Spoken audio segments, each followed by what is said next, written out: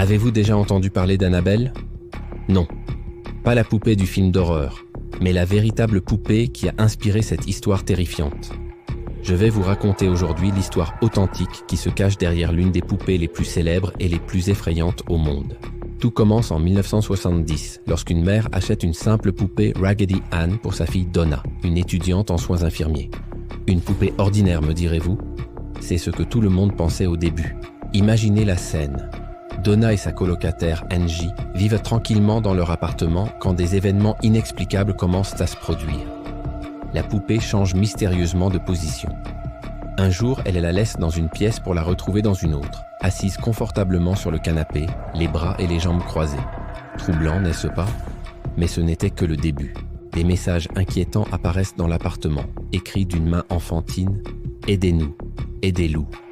Et puis un soir, l'impensable. Donna trouve la poupée sur son lit, les mains couvertes d'un mystérieux liquide rouge. C'est là que l'histoire prend un tournant encore plus sombre. Un médium révèle qu'une petite fille nommée Annabelle Higgins serait morte à cet endroit et que son esprit habiterait la poupée. Touchés, Donna et Angie décident d'accepter cette présence. Mais leur ami Lou sent que quelque chose ne va pas. Il commence à faire des cauchemars terrifiants où la poupée tente de l'étrangler. L'intervention des célèbres enquêteurs paranormaux Ed et Lorraine Warren révèle une vérité glaçante.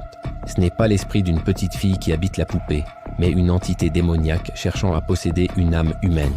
Aujourd'hui, Annabelle repose dans une vitrine sécurisée au musée occulte des Warren, derrière une vitre sur laquelle est écrit « Ne pas toucher ».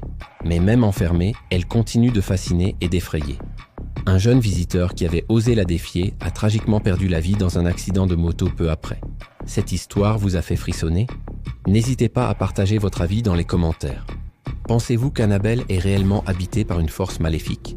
Si cette vidéo vous a plu, n'oubliez pas de vous abonner et d'activer la cloche pour ne manquer aucune de nos futures histoires mystérieuses.